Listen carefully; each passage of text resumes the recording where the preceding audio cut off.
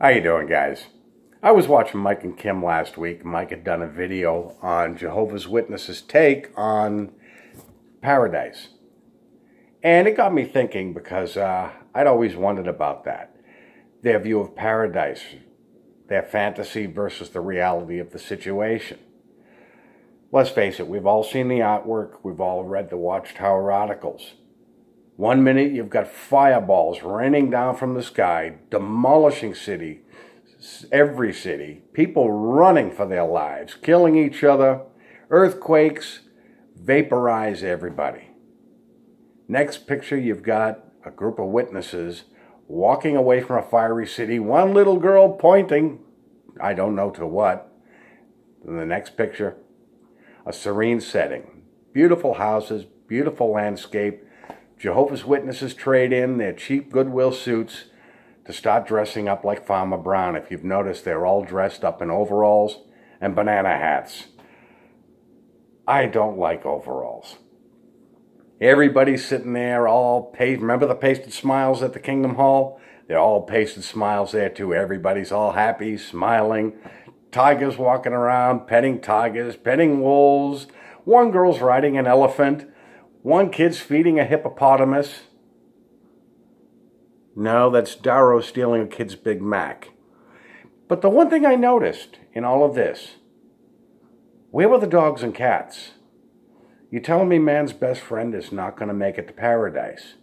Okay, well, that's an artist's viewpoint. But let's take a look at the reality of the entire situation. You go from Armageddon and paradise in one shot. See, they go from A to Z.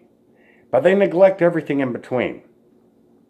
Suppose there were 8 million Jehovah's Witnesses on the planet, and there are not. Most of them are leaving. Say there were only 5 million.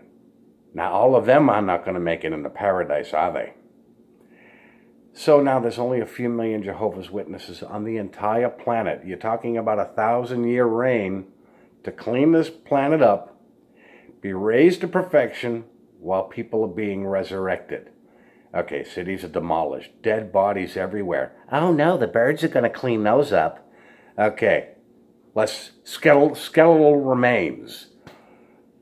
Shoveling this up. This is Jehovah's Witnesses' paradise. Cleaning up the remains of the dead bodies. Cleaning up the demolished cities. Guys, think about this. That's not going to be an easy task for a handful of people. Now you could say there's going to be a resurrection. Okay, resurrection of the righteous and the unrighteous. So the righteous ones come in, jump in, and start shoveling all this crap away. Then you start resurrecting the unrighteous, my mistake. Now you got to teach them. You got to teach them all the Watchtower propaganda.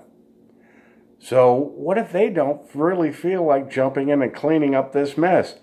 I didn't make it. Jehovah made it. Let him clean it up. Then the reality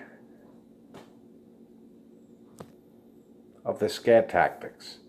Now, we all know Jehovah's Witnesses are kept in line with scare tactics. They're afraid of being disfellowshipped. They're afraid of being mocked. They're afraid of being reproved. Now, in the new system, they have what they call the second death. There is no second chance. See, the thing is, you screw up in this system, you get a second chance. But the thing is, in that system, you'll be people too. Oh, but we'll be perfect. Not yet. Okay, here's a scenario. Second death. Everybody's sitting there all happy, happy, happy, wearing the little banana hats and overalls and picking apples out of the trees, petting the tigers, petting the pandas. And this one guy's sitting there working and he looks off. Oh my. And he sees this little hottie in the field. Well, let's just take a little break and wander on over to the field. Well, he disappears behind the bush with this beauty, and they do the horizontal bop. Down comes Tony Morris, shoots a lightning bolt, and roasts them like a couple of weenies. Second death. You got no second chance for that. So the scare tactics will be involved in that system as well as this one.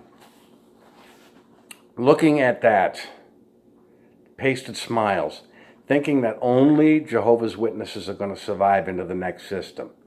We all know the pompous asses. We all know the Daros. We all know this, that, the other thing.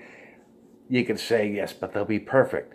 Yeah, but if they were assholes in this system, what's that going to make them? Perfect assholes in that system? By looking at it and really thinking about it, if the next system is going to be nothing but Jehovah's Witnesses with the pasted smiles and the phony compliments, I'll take my chances at Armageddon. It does nothing for me. Just something to think about, guys. Anyways, that's all I wanted to get across today. I'd love to hear your comments below, and I will talk to you soon.